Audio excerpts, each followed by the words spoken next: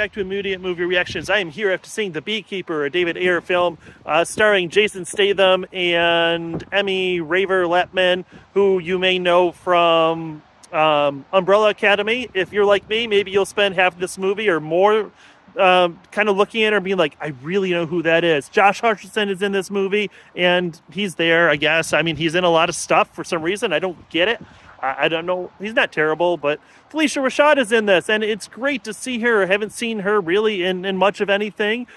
She's the older woman, the old woman who sets this whole movie off as she gets scammed, and then Jason Statham is a beekeeper, and his job, it's not like the plumbers from Ben 10. They're actually out here to kill people and not take down aliens. But it's also this super mysterious organization that operates outside, yada, yada. We know how all this goes. And, of course, he's better than everyone else out there. And here's the deal. After the travesty of Operation Fortune, I said I would never fall for another Jason Statham movie again. He puts out, I think, 12 movies a year. And, you know, considering that most of his movies are a steaming pile of cinematic shit, I have to say, this is maybe my favorite movie since Transporter.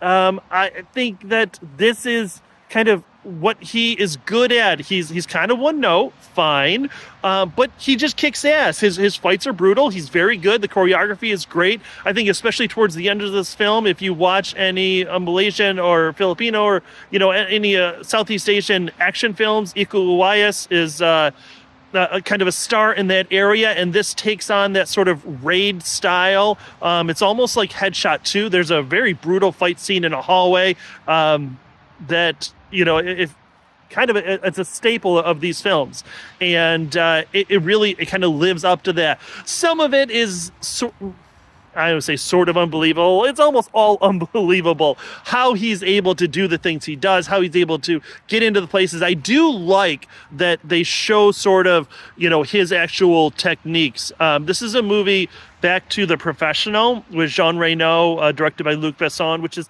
Natalie Portman, one of my all-time favorite movies. And what I loved about it is showing the background of how is he hiding from these cops, where there's, you know, 1,000 policemen that are coming to kill him. And they kind of do that in this. Of course, it's, you know, there's a lot of cinematic license that you have to take.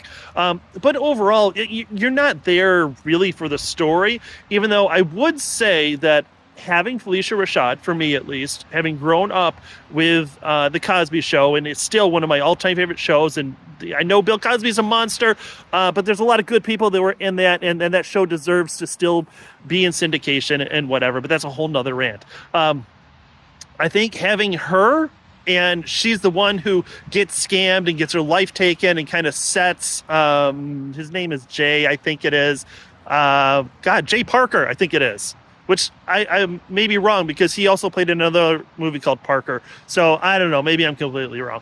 Anyway, that sets him in because she's the only woman that's ever cared for him or taken care of him or whatever it is. And then he goes off and just brutally murders a whole bunch of people. Like, he's not a good guy. He's not really a bad guy, but he's like killing Secret Service agents and FBI agents. And there's all sorts of paramilitary organizations that are also there trying to get him, and they're all just excuses to see Jason Statham kicking ass. And I thought this was going to be a terrible movie. I really, really enjoyed it. Obviously, there's going to be a sequel, and I think that's unfortunate because Transporter was great, but Transporter 2 was, again, dog shit garbage. We don't need sequels. We're going to get one. I know it.